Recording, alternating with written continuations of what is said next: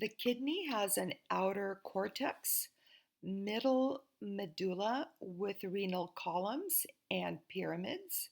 Each pyramid has a broad base, a pointy apex or papilla, which dips into a minor calyx.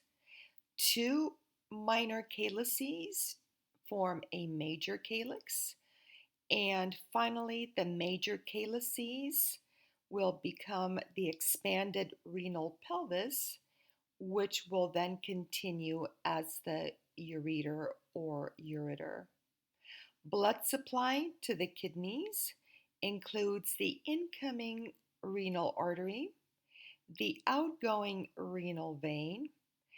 The blood vessels between the renal pyramids are referred to as interlobar. Those that hug the renal pyramid bases are called arcuates. Within the cortex, there are cortical radiate blood vessels. A nephron includes a renal corpuscle and a renal tubule. The renal corpuscles, which I've indicated in red, include the glomerulus, which is composed of glomerular capillaries that fit into the Bowman's capsule. The renal tubule includes proximal and distal convoluted tubules.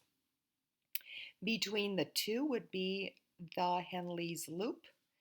Finally, peritubular capillaries surround the renal tubule.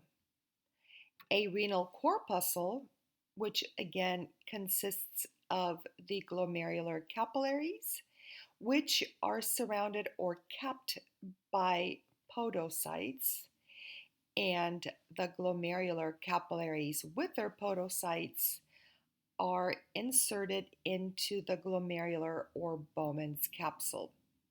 The incoming larger arteriole is afferent.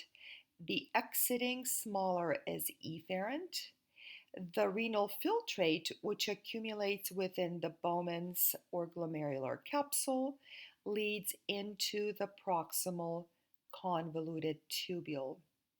Macula densa cells are located primarily within the distal convoluted tubule, whereas the juxtaglomerular or granular cells, which secrete renin, are present primarily within the walls of the afferent arteriole.